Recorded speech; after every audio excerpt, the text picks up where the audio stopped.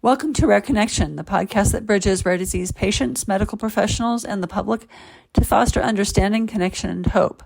I'm your host, Joanna, and today's episode features an inspiring guest, Rori, the Vice President of the Superficial Siderosis Research Alliance, or SSRA. Superficial siderosis is a progressive and often misunderstood condition, and Rori is here to help us unravel the complexities. We'll explore its causes, symptoms, and why it can be so challenging to diagnose. We'll also discuss chelation therapy and its dietary considerations, along with the vital advocacy and research work done at the SSRA is doing to support patients around the world. Before we dive in, a quick disclaimer. The information shared in this podcast is for educational and informational purposes only. It is not intended as medical advice.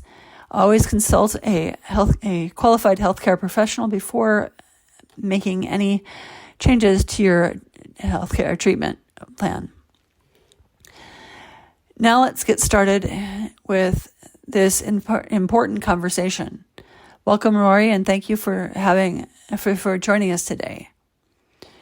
Can you explain what superficial siderosis is and how it affects the brain and the nervous system?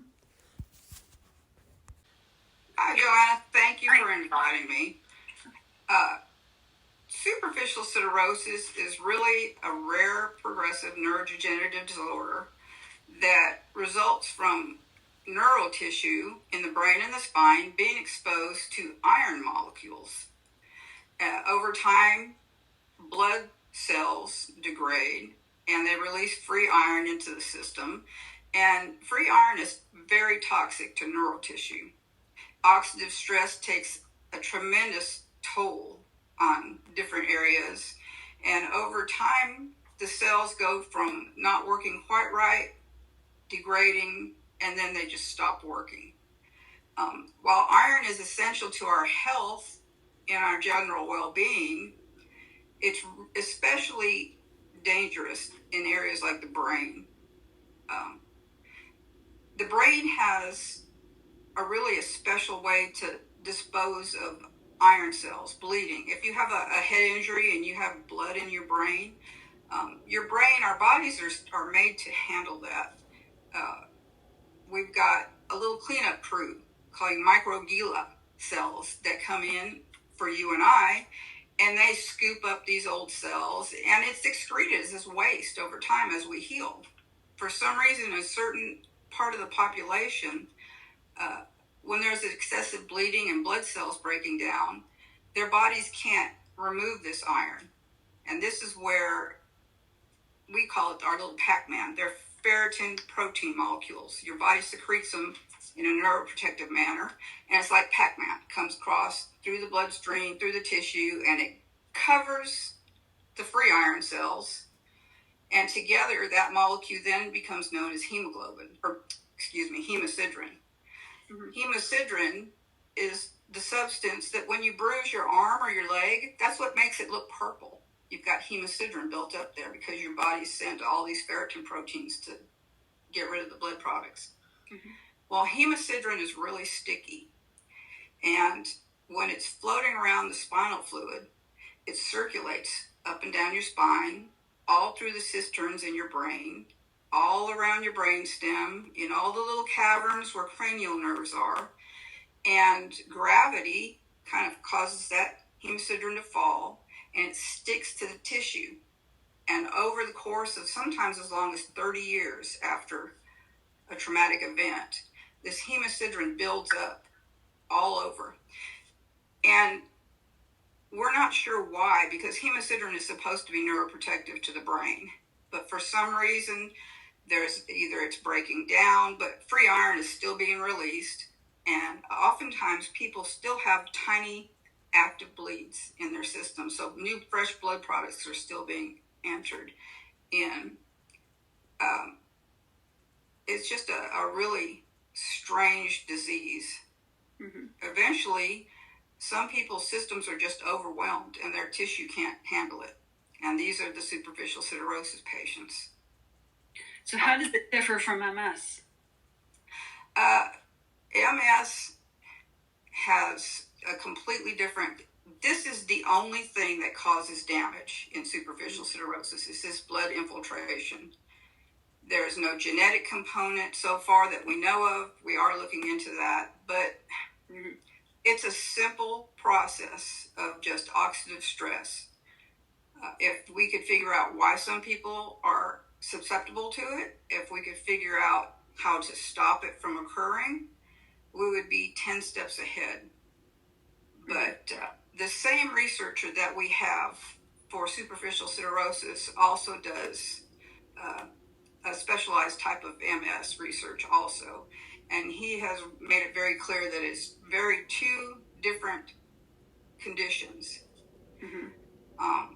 The symptoms that superficial siderosis bring on are progressive hearing loss, balance and gait issues, bowel and bladder dysfunction, and as it progresses, in some cases, depending on where the iron is located, cognitive issues. Some people lose their sense of smell. Some people have nystagmus. Their eyes are bouncing all the time, bouncing. They can't see. Sometimes as it progresses down the spine, it becomes almost like a spinal cord injury. They start to suffer neuropathy, shooting pains radiating out from their spinal cords. Down their legs, they get peripheral neuropathy. And then when that happens, that's usually when the bowel and bladder become involved also. It's just like being in a wheelchair, from an accident or injury. Speech difficulties. My husband has developed a speech difficulty. We took him to a speech therapist that he sees for swallow and choking problems because I was concerned his nerves were not working correctly for his speech. And she determined that it's not anything mechanically wrong with him. It's because he's deaf now. My husband has completely lost all of his hearing. And so he's developing that speech where he's not hearing himself speak. So it's becoming unclear. So it's kind of garbled and muffled. I was a little bit relieved to find out that it really wasn't, there wasn't a physical reason for it. Yeah. How do you communicate with him then? We use an iPad and an iPhone with a text-to-talk app. It's the only way we have. We speak and it writes out everything that we're saying. He can't take a phone call anymore. He gets all of his phone calls through FaceTime. And then we have the caption added automatically. Without caption, he can't watch TV, watch a movie, anything. So it started out in 2003 with just tinnitus and strange little bits of hearing loss. We'd go to an ENT. We'd have tests run. They'd do hearing tests on him, and they knew his hearing was getting worse, but they really couldn't pinpoint why. Then he started having strange phantom odors. He would smell things that weren't there. We went to a foundry one time where they were showing blacksmithing, and he said he smelled the foundry for the next 2 months. Mm-hmm. So that's just a sign of the slow degeneration of the nerves, the cranial nerves. Eventually, he lost his sense of smell. The only thing he can taste now is sweet, salty, or umami.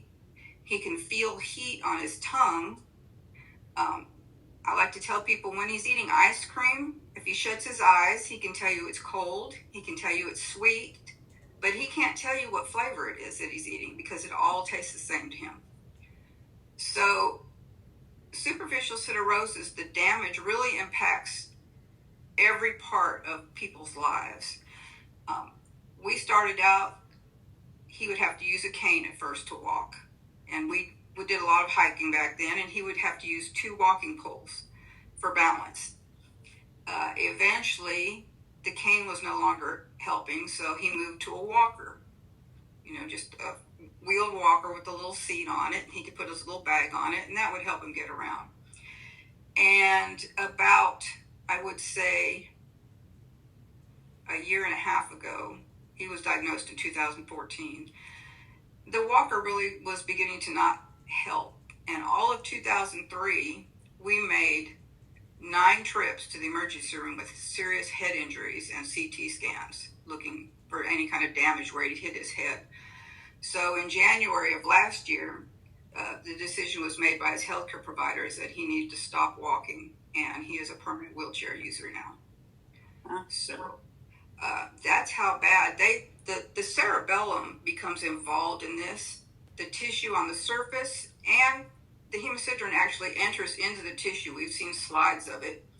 And the cerebellum controls balance, and the 8th cranial nerve is really susceptible to damage. So not only does it affect your hearing, but it's almost like a 2-nerve section. It also takes care of your vestibular system. So for him, it's like a gyroscope. His gyroscope no longer works.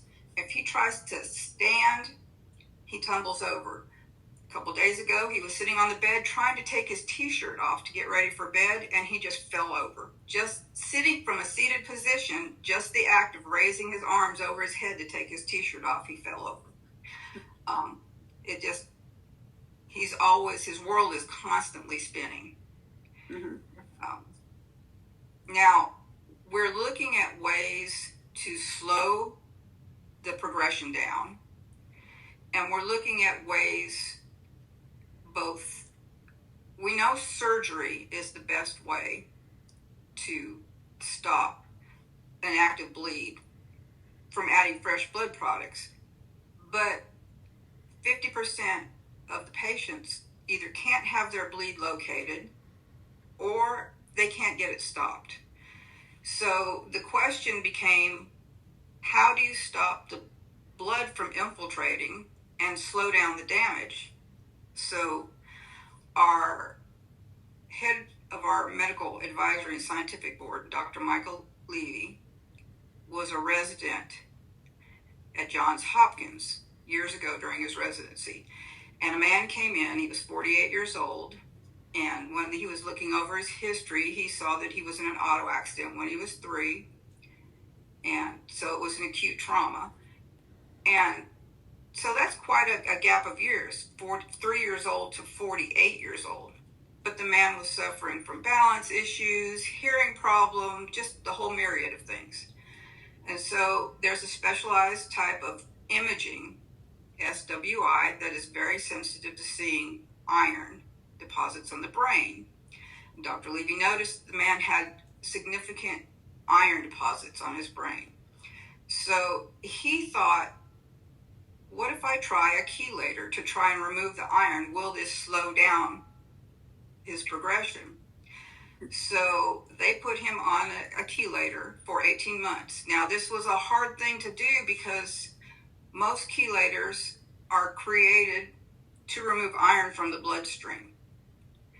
And we have to get a chelator into the spinal fluid through the blood-brain barrier. And the blood-brain barrier is well known for it doesn't want to let anything in. So he found one chelator out there that would cross the blood-brain barrier.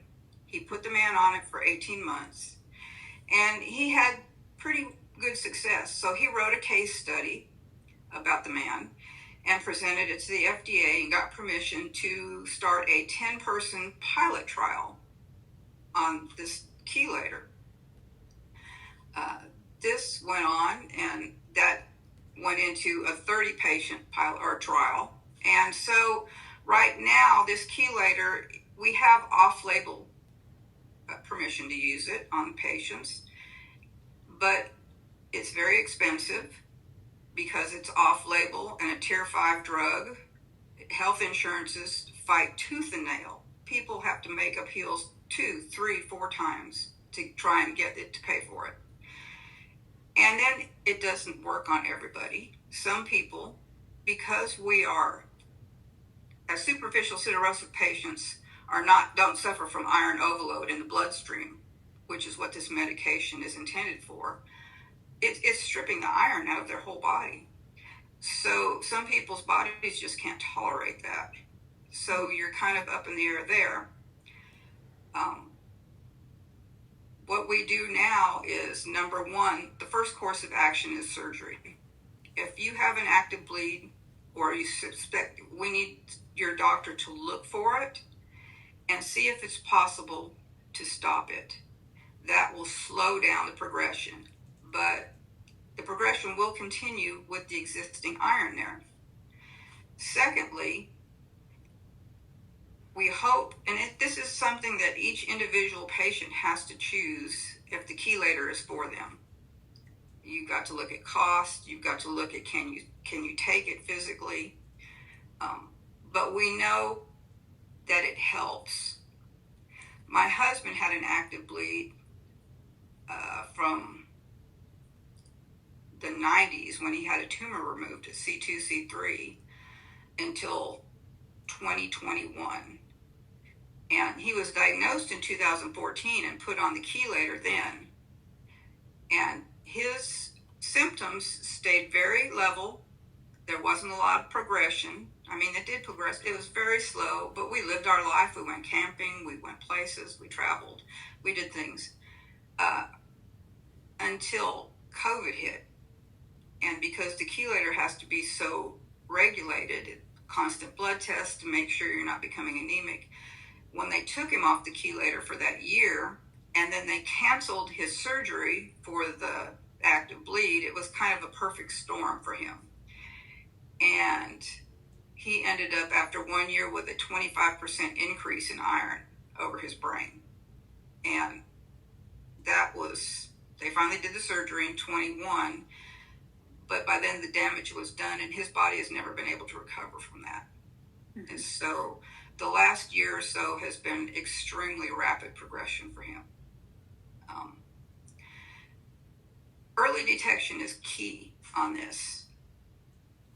This is an acquired disorder. You're not born with it. You either have had a traumatic injury, car accident, or servicemen, IEDs, explosions. My husband had a tumor removed right here at the base of his neck. Some people have cysts growing on their spinal cords that cause slow bleeds. And there is a direct connection between people with Marfan's. They are very susceptible to superficial siderosis. So we're learning who is at risk. It's very important after you've had some sort of major trauma or surgery for your doctor to look for this. You know, in one of your 6-month follow-up, send you for an MRI. Make sure everything's clear. Make sure your body has cleared this iron. Early diagnosis, I would say, is important because some people go 30 to 40 years with this slow bleed before it's ever discovered. And by the time their doctors figure out what it is they have, the damage is done. The damage to the body cannot be reversed. Whatever's done is done. So by the time they wait, it's like they wait too long. Now, we have one story. Reese Holmes is our director in the UK. And at one point, Reese was in a wheelchair. And he was put on the chelator. And he was put on an antioxidant cocktail mix. And they started him on specialized vestibular therapy. And Reese is out of the wheelchair and driving again and leading an active life. Now, he's lost his hearing. He had a cochlear implant put in. But it shows the importance of catching it early before too much damage is done to the body and your body is just overwhelmed. There are 3 variants of superficial siderosis. Everybody calls it SS or superficial siderosis, but there's really 3 variants. One is cortical superficial siderosis.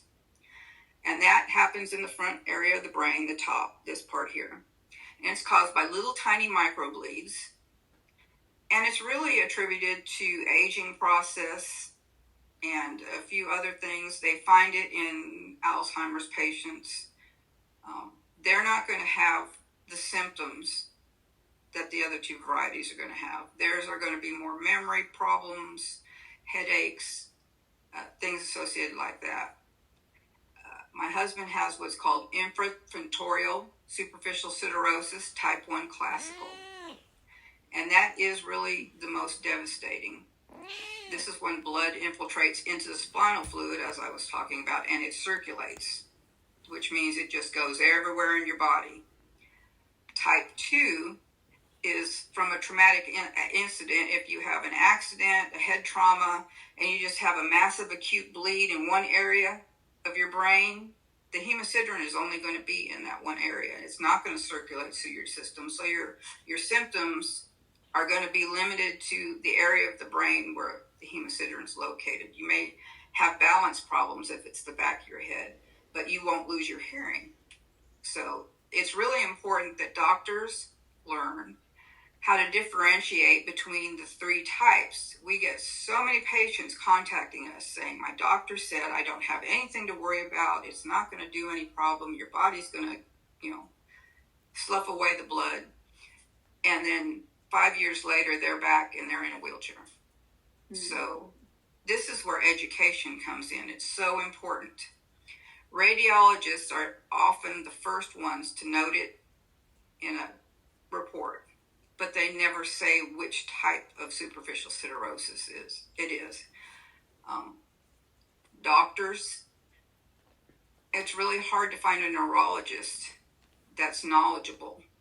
People will go to 2, 3, 4, 5 of them. Nobody wants to take the case because they don't understand it. So many systems become involved and damaged that it really takes a multidisciplinary team approach to care for this. Your neurologist will tell you which specialties you need to go see. At one point, my husband saw 18 different specialties. He's come down a little bit from that number, but at the high point, it was 18 specialists. It's really important to get one doctor that can coordinate all of this care, though. Make sure everybody's checking the medications, making sure what one person prescribes, doesn't counteract with what somebody else is doing. It's just a never-ending travel trip, I guess, always on the road to another doctor. Mm-hmm. I think that, for one thing, it's really hard. The chelation's hard on a person's body. You really have to be careful. I guess we recommend a diet regimen.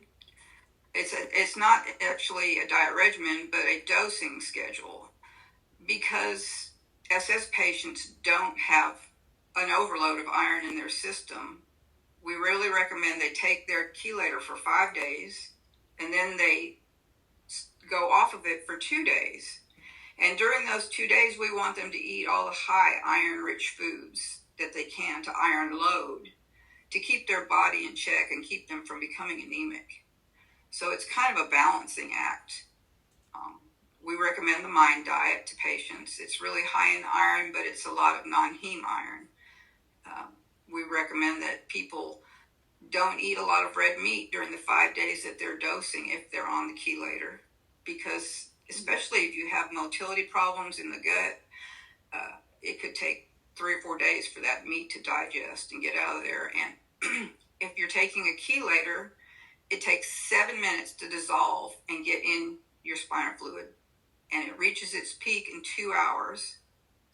So if you're eating red meat or something with a lot of iron in it, then your chelator is going to remove the iron from your bloodstream, and there won't really be anything left to go across into your brain.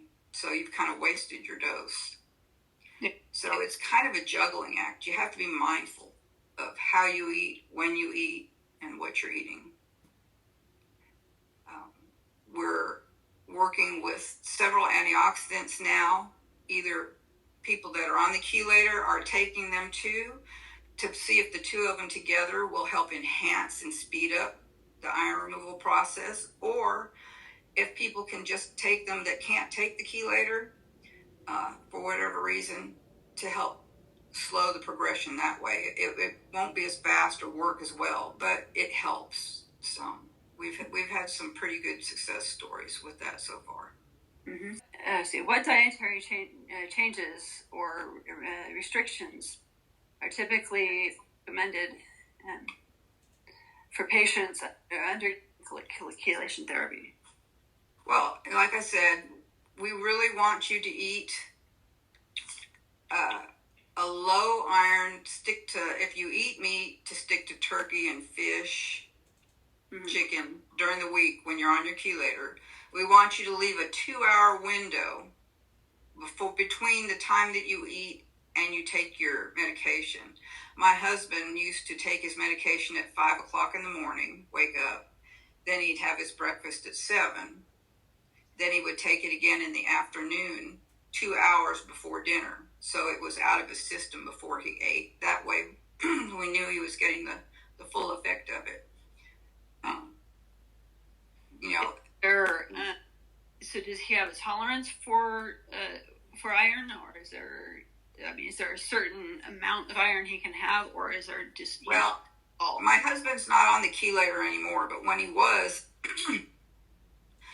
his blood test always showed he was always on the verge of being anemic.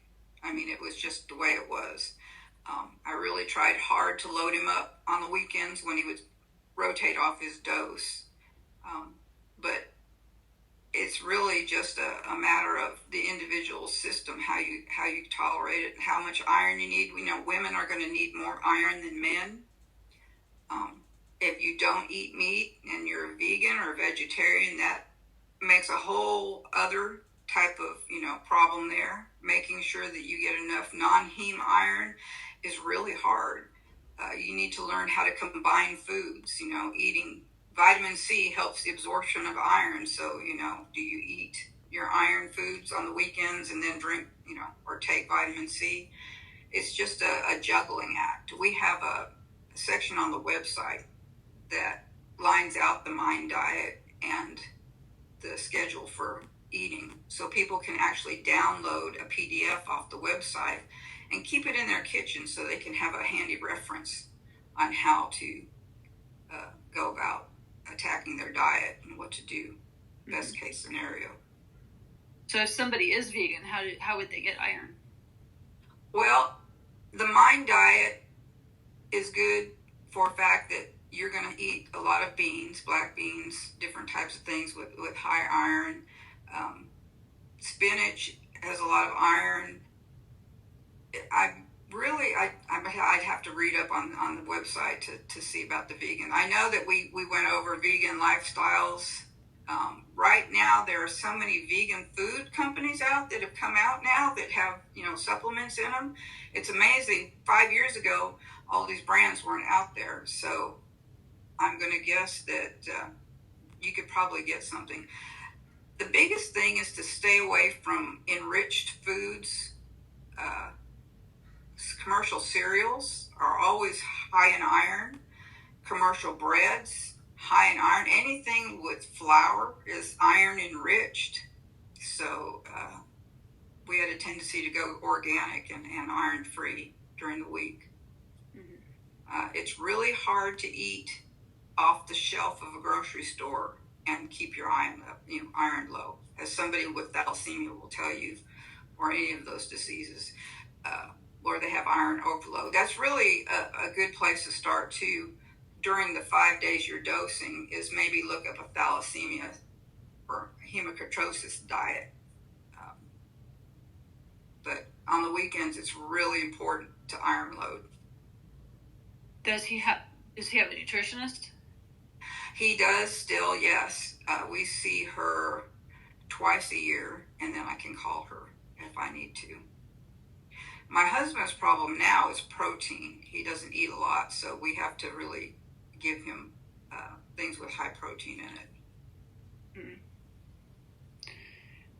it. So how does this help help him manage the condition? Pardon me? How does the nutritionist help him manage his condition, and why is it important? Well, when he was on the chelator, we were always very strict about the 5 days on and 2 days off. And a nutritionist just makes sure that you're getting the right vitamins. A chelator will remove other things besides iron from your system. Zinc. You can become zinc deficient. It's just a really a myriad of problems. A chelator is very hard on the body. It really is.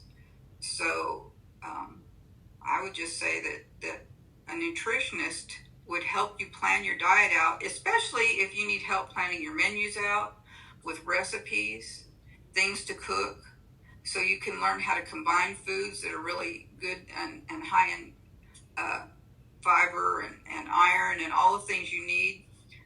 During the week, it's interesting to note that things with purple in them are low iron, like eggplant skins are good for the low diet portion of the week. I would think that I really don't know about the vegan part, though. I would really have to research that a little bit more. I really couldn't offer any suggestion on how to iron load as a vegan, other than the beans and the things like that, lentils, any kind of legume that has high iron in it. Mm-hmm. Are there any promising developments or alternative therapies that can currently being researched? Well, like as I said before, we're using several antioxidants to combat oxidative stress and to enhance the chelator. Dr. Levy is currently using IP6, which is an over-the-counter antioxidant available in any store, with all his patients that are on the chelator and not, both of them. He suggests it to everybody. We're working with curcumin, turmeric, sulforaphane. There's just a whole host of antioxidants available to try. I believe Reese also takes green tea, and I'm not sure actually as a tea. I believe as a supplement, because I really think that you would have to drink too much tea itself to actually get any kind of therapeutic benefit. I believe that you need to get something from the health food store on the green tea. But he has been very steady, and everybody that's really been on the antioxidant combination has remained very steady. That is one of our goals, is to make sure people can enjoy a quality of life. We may not be able to cure anybody, but we want to make sure that they're still able to enjoy life. Quality of life is the key. It's the best goal that we can have. If you can enjoy an active life, enjoy your family and your friends, and still do things, that's all you can ask for. Mm-hmm. So, what inspired you? What inspired the creation of Superficial Siderosis Research Alliance? Well, that's an interesting story. My husband started having symptoms in 2003, and I used to complain. Every year we'd go to a specialist. Every year we'd have more tests. They never could figure out what was wrong with him. And in 2014, we had gone to our third ENT, and he was about to send us to another specialist. We live in Texas, in East Texas, and he was going to send us to Dallas. And at the last minute, he decided to send us for a updated MRI to rule out if there was a brain tumor or something. So we went and had an MRI done. And the day before we were going to go see the neurosurgeon to have him look over the MRI, my husband popped a disc into his laptop and he read it and he said, "Do you know what this superficial siderosis is?" And I said, "No." And I kind of Googled it like everybody does. We all run to Dr. Google. And there was hardly anything online at all, nothing. And I panicked because what I did read online sounded horrific. And so once we had the diagnosis confirmed, I thought, well, I'm going to make a little website so I can start collecting information and writing little posts that people that we knew could just go on there and read what was going on with Gary. So that's what I did. And I would find every kind of case study I could find, anything about nutrition, anything that I could get my hands on that had to do with superficial siderosis, I would upload to this little site. And one day I got an email from a man called Kyle Dempsey. And Kyle said, I was going through your website, Living with SS. He said, who are you? And so we ended up chatting on the phone. And we both attended the Rare Disease Conference in Washington, D.C. in 2019. And we met. And we sat down and we had a long discussion over what we needed. There was no research. Dr. Levy was the only doctor in the U.S. that was doing anything about it, and he was basically funding research out of his own pocket with a little bit of help from the drug company. I mean, it was just, he had to finish paying for that one study all by himself. So we thought, it would be a really good idea if we had an organization, and we attended all the meetings in Washington. We saw all the rare disease organizations. We saw all the volunteers. We saw how active they were, how they were advocating. We thought, we need to do this. There's got to be other SS patients out there. So he went home to Wisconsin, and I worked from Texas, and we just made a decision to found it. He put together a board of directors. He got everything started. We got approved. We're a registered nonprofit with the federal government through the state of Wisconsin. And we just started posting things on social media. We got Dr. Levy involved, and it's kind of blossomed there. So we've been September of 2019 when we first kicked off. So it's been almost 5 years, not quite. But we've made terrific strides. Other organizations have told us that they're impressed by all the things that we've managed to accomplish in this short time. We started a patient registry where SS patients from around the world can go and register. That way, we send out questionnaires, we keep track of symptom progression, and that way we have a way to contact people. We have a social media presence, we have a private Facebook group, plus our SSRA page, where people can ask questions that's private. Nobody else will see it, and that helps a lot. We get a lot of people that email us. I used to get an email, once every 4 or 5 months. Now we get emails 2 or 3 times a week. The amount of patients. In 2014, when Gary was diagnosed, there were only 100 reported case studies of superficial siderosis in the entire U.S. And as of last year, we have over 500 documented cases in the U.S. And in the UK, the number per population is even more, to the point where the UK, it might not be an ultra-rare disease in the UK anymore. They're finding increasing numbers over there.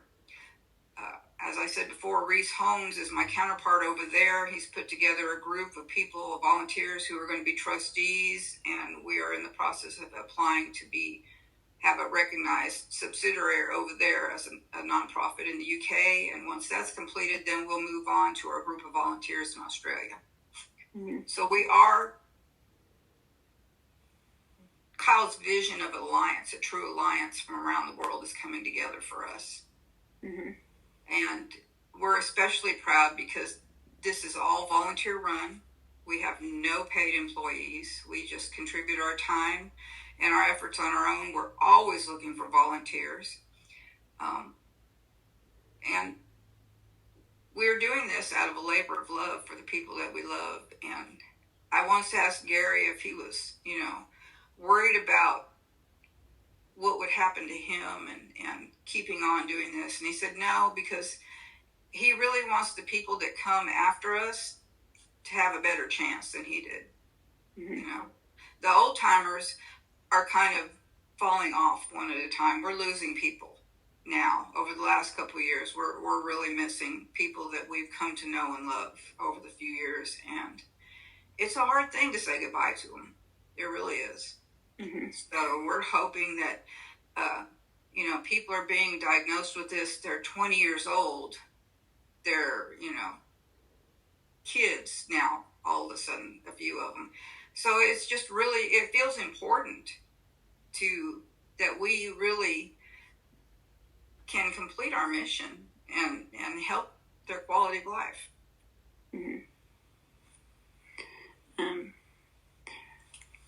Let's see. Can you share some examples of SSRA's research initiatives and how they are advancing understanding and treatment options of SSRA?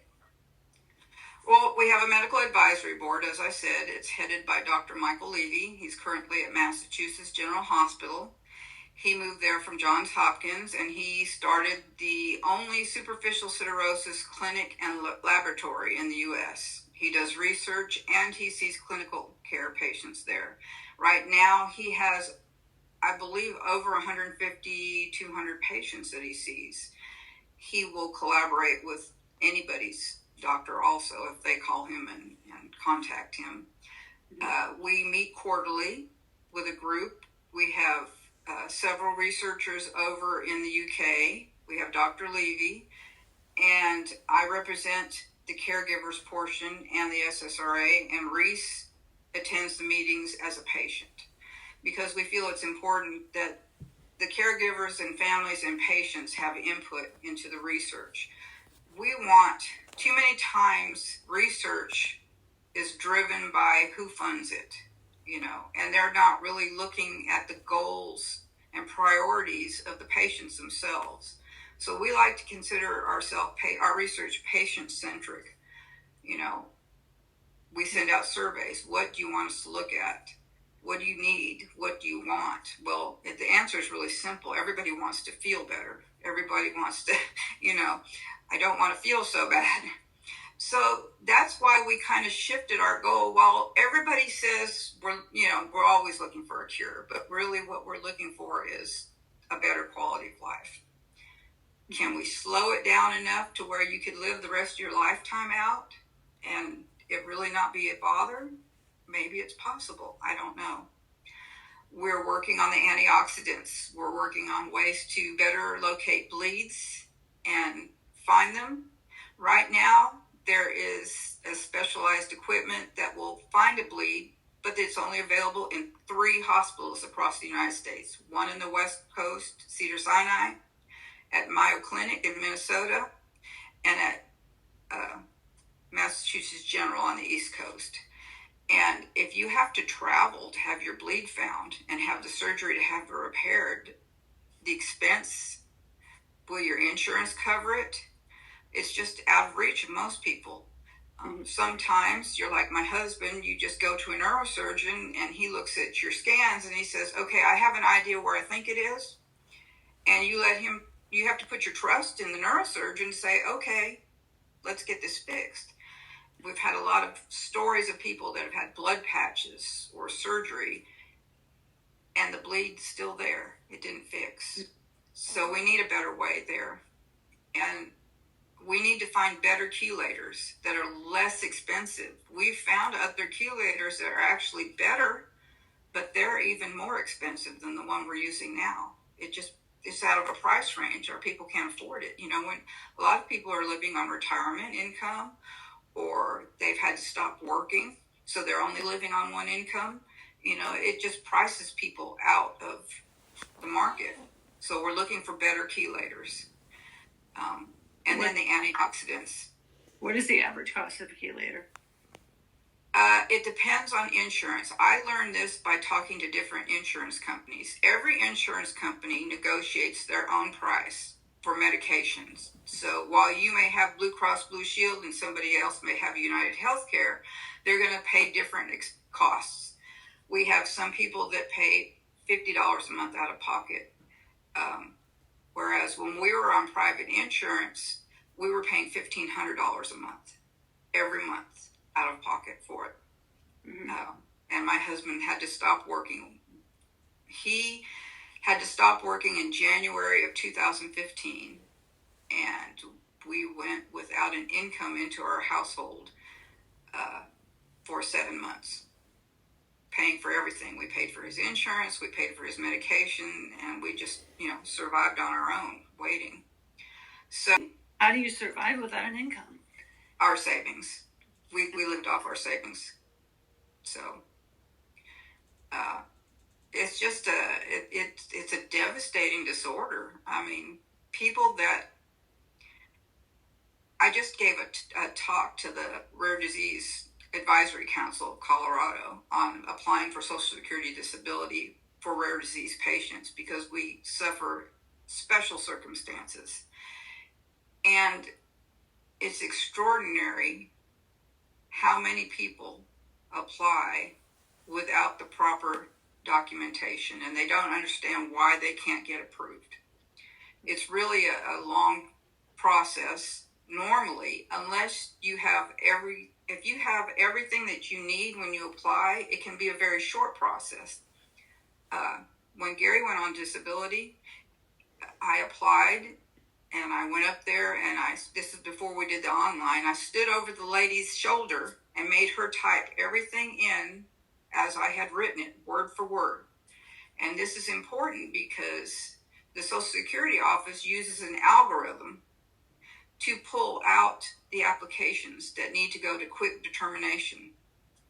And it's all done by computer. A human eye never sees the application, so you need to get the correct wording in. From the time she hit the upload button and sent our application in until I got the letter in the mail that said he had been approved for disability was 27 days. But then you wait 7 months. And then you wait 2 years for healthcare insurance. So you're still on your own there. So rare disease patients have a lot of hurdles to jump through, not only with their disease and clinical care and taking care of themselves, but all those other areas that nobody ever thinks about, just living day to day, paying the bills, I found out after all this went on that my husband was eligible for VA disability and VA health care. So we are well taken care of now. And I appreciate everything that everybody has ever done for us. It's just, I really don't know how some of these people are at their wits' ends. They've used up all their savings and they've used up, everything. Mm-hmm. So it's a hard thing. I got completely off of the research part, but it's. Does the cost of it vary from state to state also? Yes, it does. Like I said, that's got to do with insurance. Some insurances are very good about paying for it. Some people are on Medicare and Medicaid combination. They do better. Some people, like I said, it just depends on where you are and what your insurance will pay on it.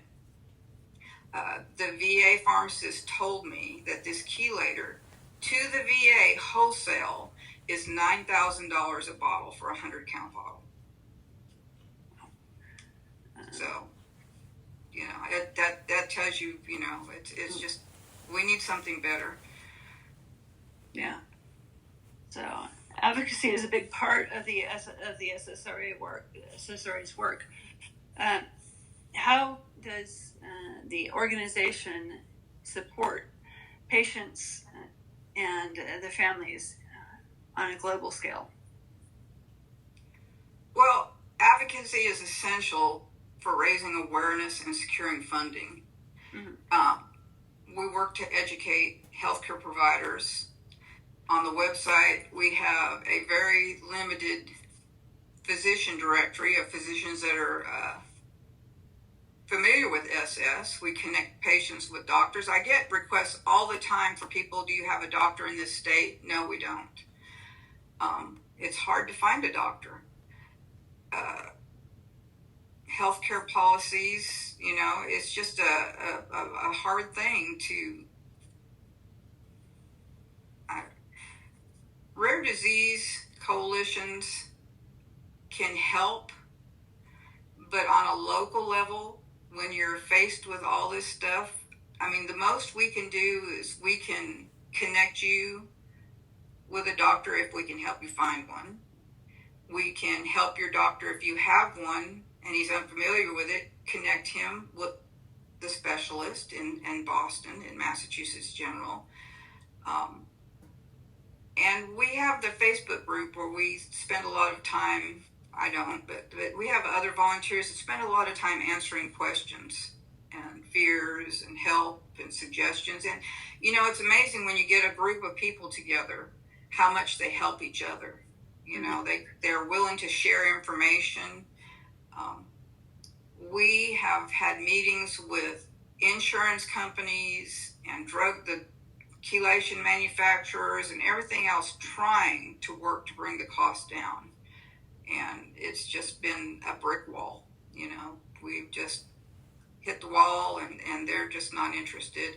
I think the problem is if we were a larger population, rare disease, Yeah. It's hard to get them excited when, you've got 500 patients in the U.S., maybe only half of them can take the chelator. It doesn't give them a lot of incentive to help out. But we have hope. Yeah, They're a lot of rare disease patients, but there's, individually, there's not that many. But right. You think about it, there's over 10,000 rare conditions. Yes, and that's why it's important that we belong to these larger organizations. NORD, we're a member of NORD, and the rare disease we go to, I haven't been in a couple of years, but Kyle attends more regularly. We go to Rare Disease Week in Washington, D.C. We talk to our local legislators. I have had several video meetings with our local congressional leaders trying to support pharmaceutical costs, and as a group, we're much better together than just on our own. The larger voice is heard more, I think.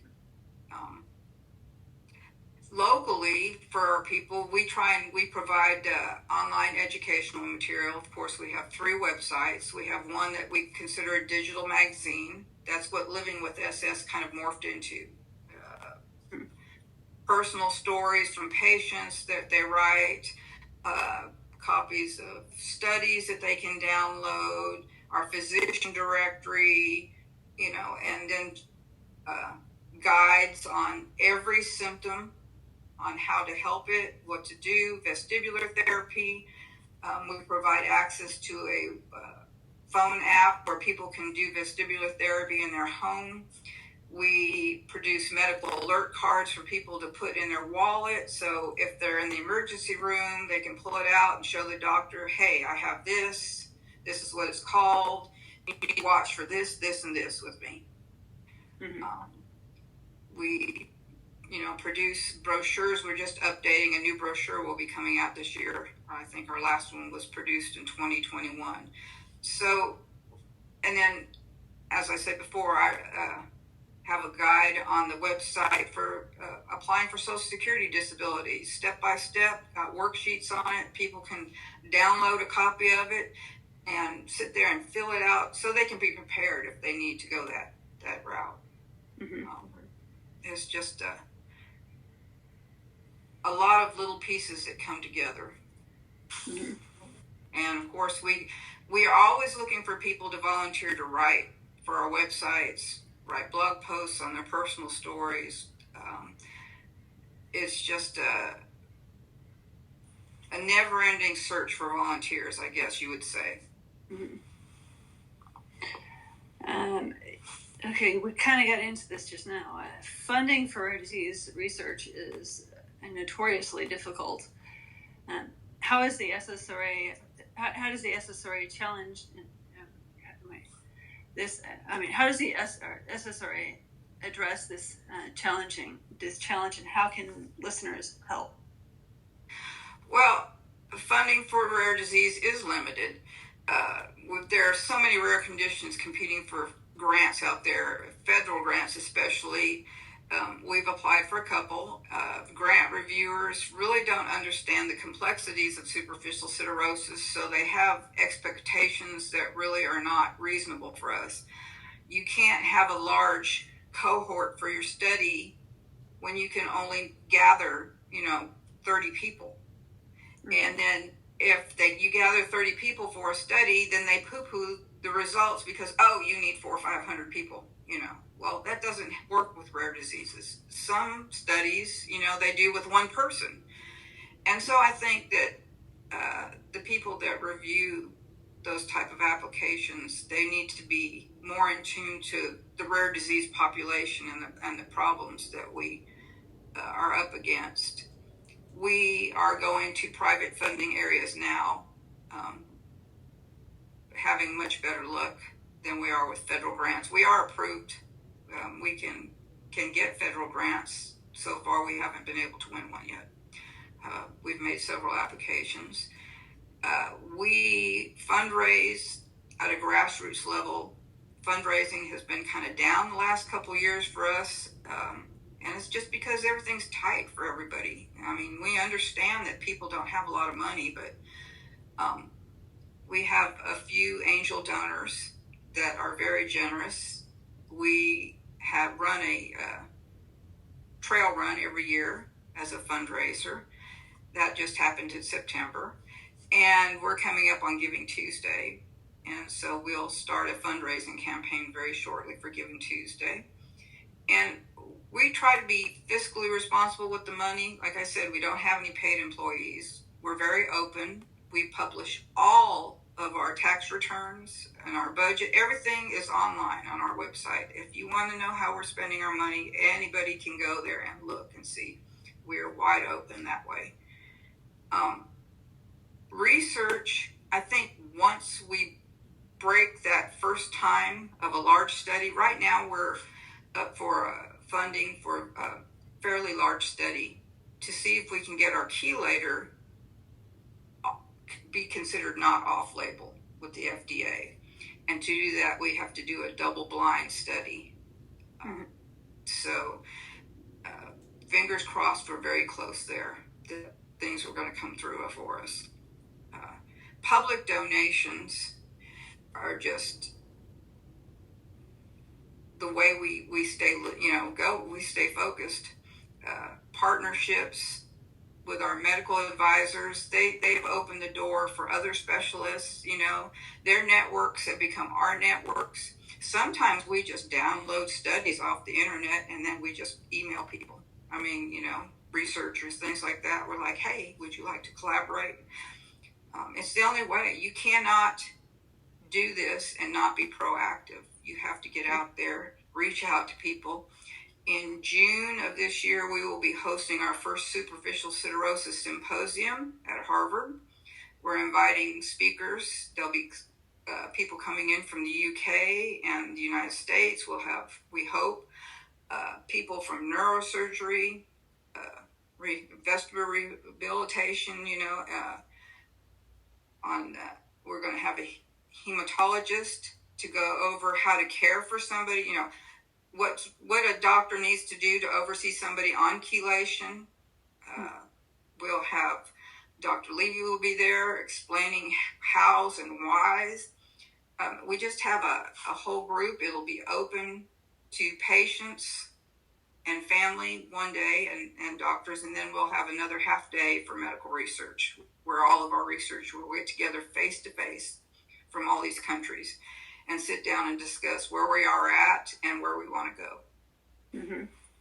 So that's exciting. This will be the first time ever. Yeah. See. What drew you personally to this work, and what has been the most rewarding experience with the SSRA? Well, I think that what drew me, of course, was my husband. I wanted to make him better. We thought we could make him better. But research takes a really long time, and this disease is not, I would say, easy in the later stages. And my husband has progressed into what is now referred to as the point of no return. He's gone off his chelator, and we're just letting it progress. We still have good days, we love being together. But we want to make it better for everybody else. And I think the thing that got me, I'm gonna read a little thing right here. Mm-hmm. I used to write on a regular basis about his treatment journey and just our journey through everyday life dealing with SS. And it got to a point last year where I thought I need to stop, and let somebody younger and more exuberant take over on the keeping the blog posts up. So I wrote a farewell blog, and I wrote, I must admit I am exhausted. This journey has taken a toll on both of us in ways that we could never have anticipated. While I continue to write medical-related articles, this will be my last post on our personal journey. As we enter this stage of Gary's progression, he always makes sure that I know he's not ready to give up. And for this, I'm grateful. I'm not ready either. Yeah. We got so many responses. Mm-hmm. I had no idea how many people we had touched. So,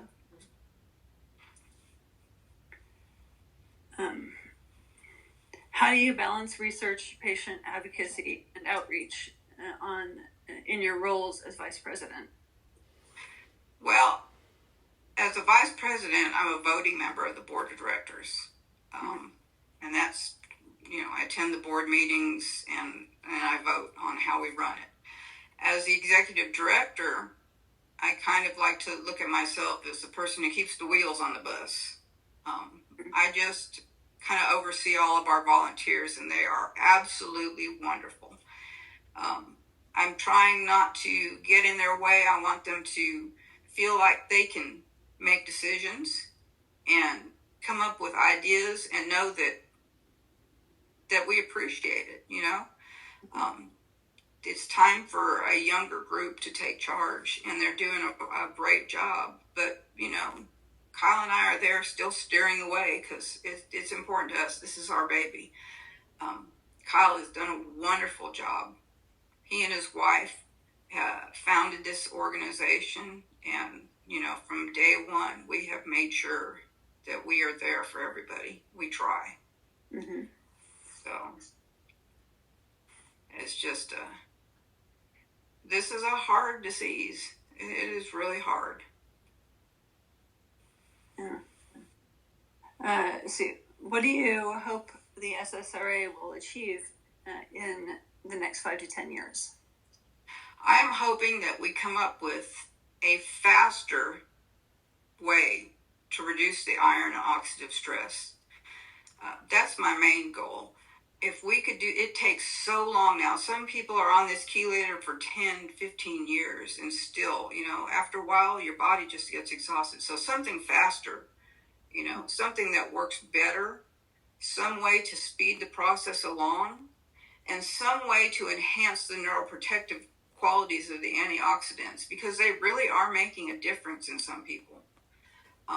That's what's important. Do we want to cure this? I don't know that we'll ever be able to cure it, but maybe once we get into the genetics part of it, we can figure out why it happens. So maybe we'll be able to stop it from happening in anybody else. Now that's a good goal. Yeah. So, there are a lot of areas. We're looking into biomarkers. We haven't started into genetics yet, but, we're in discussions about that. The UK researchers feel like there is a genetic component to this that needs to be found. Mm-hmm. And so that's probably on the table for our next serious discussion.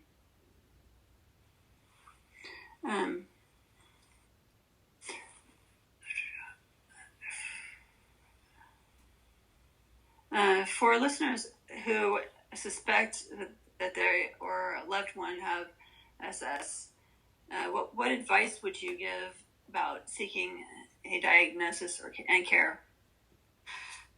First off, you need to have an imaging done that definitively shows whether there's iron on the brain and where it's located. It can be ordered by a primary care physician. It doesn't even have to be a neurologist. Once you have this imaging, a radiologist can definitively determine. It's that simple. A radiologist can say SS is present in this brain or spine. Once that is done and in hand, you need to find out what type of SS you have. Now, that's harder to do because a lot of times you go to a neurologist and you can't get in for 6 months, or you can't find one that will accept your case once they find out what it is. You need to keep going and find a doctor. Don't just settle for somebody that will give you a little bit of their time. Find somebody that's interested in your case. Like we said, Dr. Levy will consult with any neurologist in the United States or the world. He's consulted with any physician that gets in contact with him. In my husband's case, we couldn't get a neurologist for a long time. His general practitioner put us in touch with a hematologist who oversaw chelation therapy before we even had a neurologist. Mm-hmm. So sometimes you have to go around the box, and start the ball rolling on your own. Don't wait. If you have ISS type 1 or even ISS type 2, then you need to be proactive about getting a healthcare provider that's willing to work with you. Too many people are told, it's not a big deal. It's going to go away. It won't go away. It'll just get worse over years. So that's what I would say that my advice is don't settle. Don't settle for them to tell you there's nothing to be done or it's okay, because it's not okay. Mm-hmm.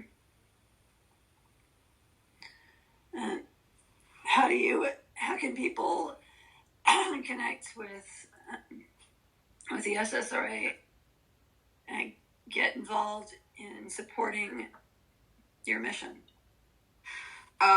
We have a Facebook page, of course, as everybody does, and a group. We have a public page, and the private group is we try to keep it to patients and caregivers only, direct family. That way people can have a safe space to ask questions without worrying about who's in there reading what they wrote. We have 3 websites. Patients can sign up at superficialsiderosis.org for the patient registry. We have the SSRA website, which is ssra.livingwithss.com. That is the organization website. And then we have the original livingwithss.com. And they can get a hold of us from any of those sites. And you can send us a message on Facebook. You can send us a message on Instagram. We're on X. We'll respond. Somebody will respond. Mm-hmm. Let's see. Is there a message you'd like to share with patients living with superficial siderosis and their families?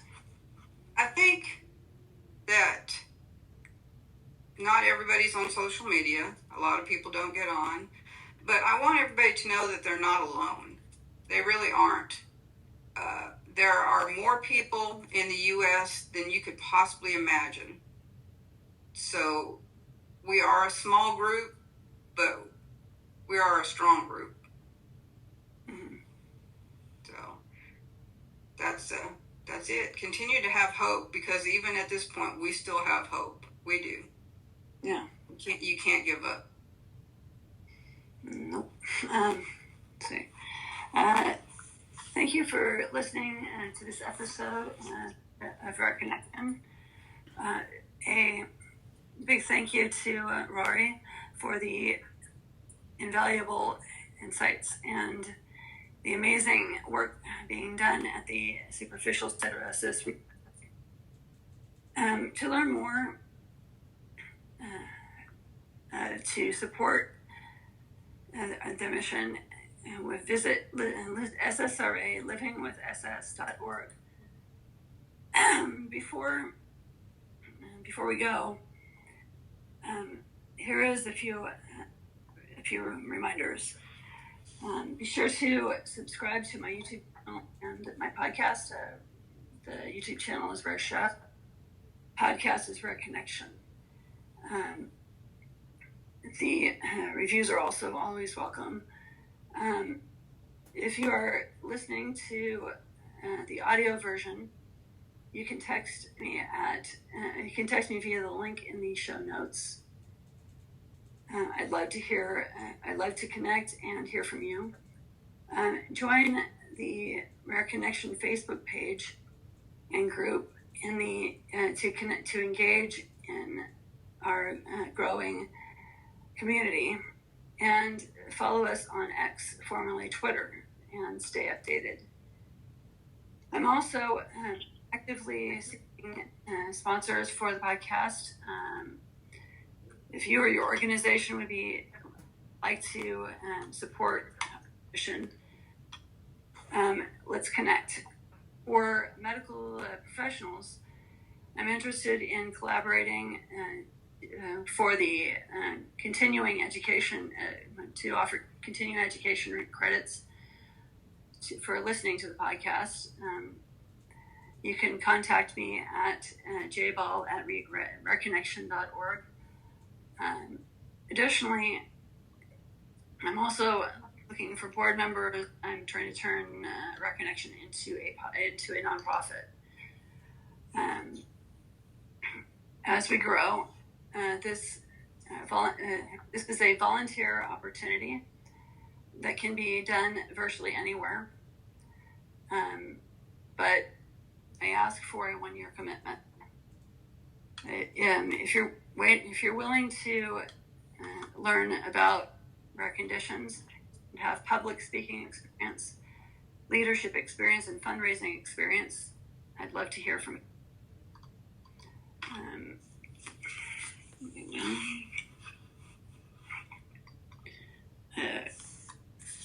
Lastly, if you or someone you know is struggling, please remember that help is available. In the U.S., you can call or text 988 for the Suicide Crisis Lifeline, or visit 988lifeline.org. You are not alone. Thank you for being part of our connection community, and together we are amplifying voices and making a difference. Don't forget to share this episode and stay tuned for more impactful stories. Until next time, take care.